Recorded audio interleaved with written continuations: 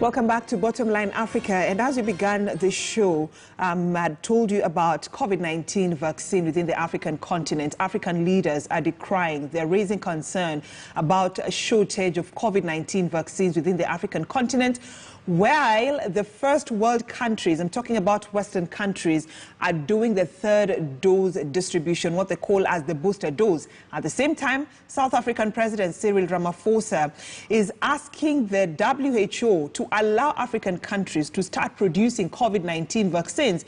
What is the way forward? Let me bring in Onchari Oyeyo, who is a research director at the Center of African Progress, joining us here on Bottomline Africa today. Not a new face here, but then is also a regional affairs analyst, just to pick his mind on what is really happening. And Oyeyo, thank you for joining us here on Bottomline Africa today. COVID-19 vaccination within the African continent, what is happening with vaccine supplies? I think what's happening is basically what has been happening for the last close to a century, whereby African countries tend to put so much, reliance on the Western world. So the uniqueness is that COVID-19 was not restricted to Africa. It affected the entire world. In fact, the first world, for some reason, was affected more than we were. The Americans, the Britons, the French, the Italians suffered more than we did. So for the first time, they had a heavier burden of infections and deaths, and they're trying to make sure that their populations, which were affected to a large extent, covered, taken care of before they can think of someone else. And for that reason, they don't see the need to carry the extra luggage of lazy African leaders who have to wait. They've always waited for the West to help. This time around, it's not like that. So it's a less. All right. We apologize for that technical hitch that Abel Oyeyo is experiencing from his side. But we are looking at, we are reviewing the week, what has been making the headlines within the African continent. And we're just beginning with the shortage of COVID-19 vaccine within the African continent after African presidents raised concern. Abel, before we lost you, you were just explaining to us what is really happening within the African continent when it comes to COVID-19 vaccines.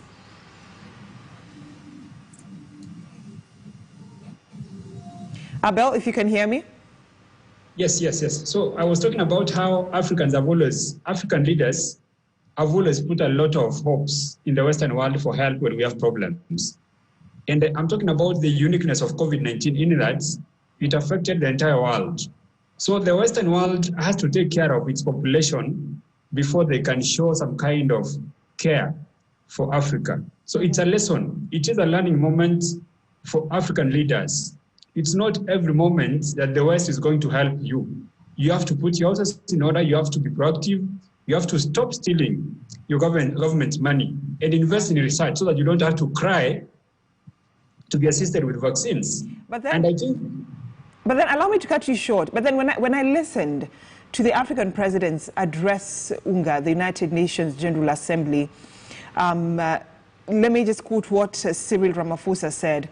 He called on the United Nations community to support proposal to allow more countries to manufacture COVID-19 in an effort to increase vaccination across the across the globe. Then we had Samia Suluhu, the president of the United Republic of Tanzania, who was described as appalling the level of global COVID vaccine inequity. So it looks like Africa is at the mercies of the Western countries, the first world countries, when it comes to the vaccination. Yes, that is what it is. Just because of corruption, we're behind in research, we don't invest in science, and just like the other problems which we've suffered from for so long, like drought, floods, and hunger, we have to wait for the Western world to help us. So what we need to do, because the technology is out there, like Ramaphosa suggested, we should be given permission so that we manufacture these vaccines locally. In that particular case, we'll not have to beg for vaccines. And once again, African leaders must learn to take care of their own problems. It's not every moment that you're going to be able to get the kind of help you've always gotten, which comes with strings attached. Africa has to learn to be truly independent. All right. And independence means not waiting to be assisted every single moment. Africa is the richest continent in the world, and yet we suffer the most. I like the fact that you're saying that African leaders should start being independent and not depend on the first world countries. But at the same time, have we reached that level that we're now starting to beg to be allowed to manufacture our own COVID-19 vaccines? Why can't we just go ahead without waiting to be given that green light of go ahead and start manufacturing your own COVID-19 vaccine? Now, the whole process of producing vaccines has, of course, regulations. We have patents. Some of these technologies that have been, applied were, processed or manufactured or, initiated by some companies like Moderna, Pfizer, and all that. So before these guys can be able to let you use their technology to produce the vaccines, there's an amount of money you have to pay. But in some cases, the regulations can be lifted so that in an emergency case like this, countries are given the go-ahead to apply the technologies to manufacture the vaccines in large scale so that they can help local populations. Right. So the World Health Organization can make the case for Africa so that we have permission to manufacture these drugs locally. All right. Now, it's not just Ramaphosa who has to make that kind of request. It has to be some kind of chorus from African leaders so that we stop expecting some donations from the United States, from Italy, from the United Kingdom. We do it ourselves. All Again, right. This kind of request should have come earlier. In fact, it's too late. All right. And most African countries, including Kenya, were initially, we actually, until now, we're getting the vaccines under the COVAX scheme. So what do you think has caused the shortage of, the COVID-19 vaccines within the African continent? Say that again? I'm saying that most African countries are getting the COVID-19 vaccine through the COVAX scheme, Kenya being one of them. All the vaccines we've gotten as a country is through the COVAX scheme. So my question is, what do you think has caused the vaccine shortage within the African continent? Number one, there is what we call, the sun shining on those who are standing before it can shine on those who are kneeling. So in this particular kind of scheme, the countries making donations to the scheme so that African countries can be given these vaccines have to take care of their local populations before they can send here. For example, before the Americans can send you any vaccines from maybe Moderna or Pfizer, they have to make sure the American population is taken care of. So in the process, whatever comes to Africa, number one, in terms of quantity, it's not enough.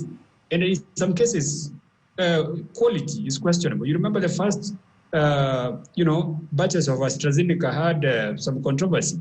The best vaccines, such as the one from Moderna, Pfizer and Johnson & Johnson, came very late because they were restricted to the American population, the United Kingdom population, the French population.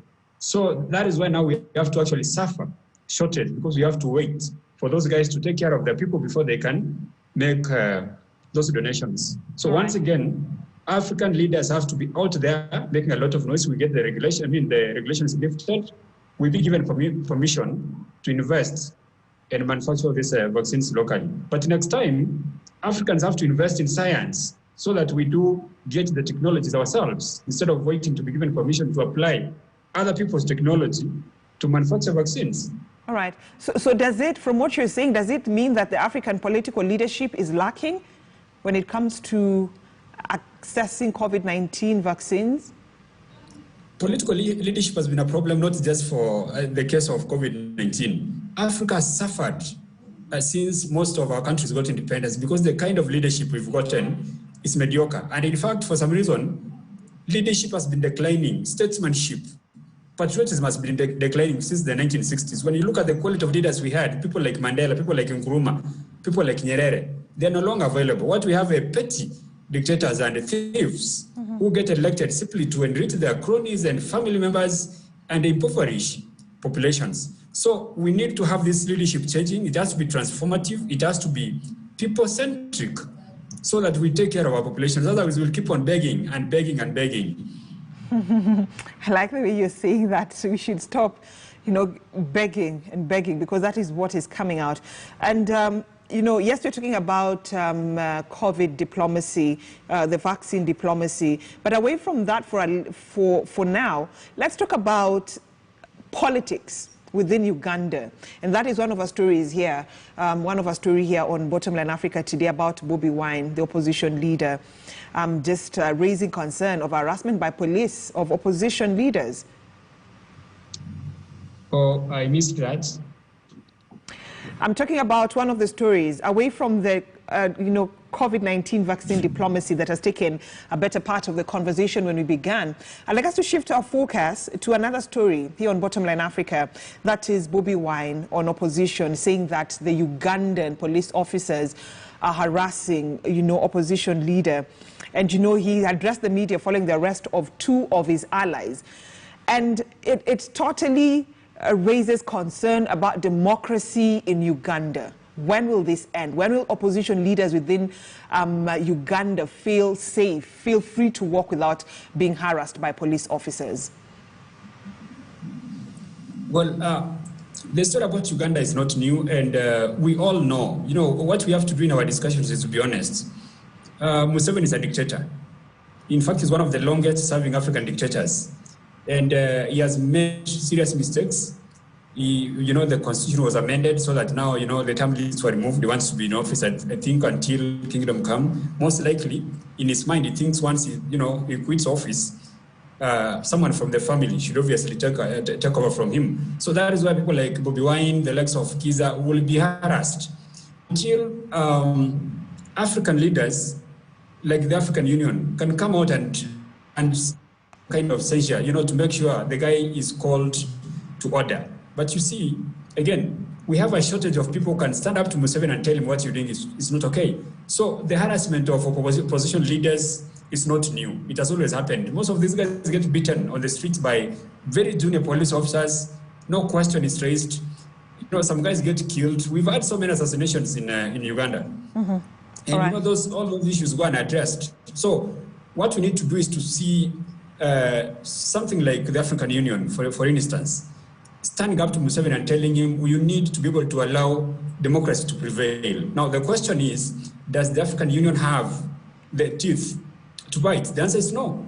The answer is no. And usually they wait for a problem to occur for them to begin making noise. For example, when Alpha Conde was making mistakes in Guinea, they were not saying anything. But after the coup, they began making noise, blaming the military who had taken over. So they have to actually they need to have a program that monitors democracy within the African continent so that our constitutional democracies, which are very young, taken care of. And these problems should be addressed before they roll out of control. That is why Museveni needs to be called to book. People like Bobi Wine need to be supported. They're making a lot of noise. Nobody's listening. All right. On that note, Onchario Yeyo, Research Director at the Center for African Progress, I'd like to say thank you for joining us here on Bottomline Africa today. We'll always have you, we always have you every Friday as we wrap up, and